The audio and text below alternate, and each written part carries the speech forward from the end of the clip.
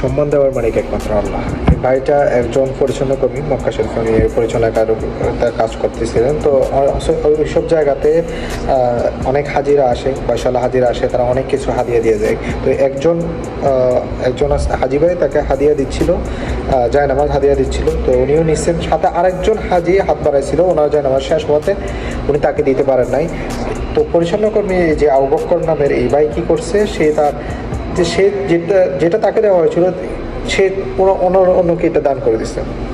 তো দেখেন, কেউ যদি মন থেকে কাজ করে, সে নিজেও জানে না, কেউ এটা ভিডিও করে সোশ্যাল মিডিয়াতে আপলোড করে দিচ্ছে এবং রাতারাতি ভাইরাল। এখন সৌদি আরব সহ পুরো মধ্যপ্রাচ্যে তাকে নিয়ে কথা হচ্ছে, তার পার্সোনালিটি নিয়ে, তার ব্যক্তিগত উদারতা বা মন মানসিকতার ব্যাপারে সবাই কথা বলতেছে।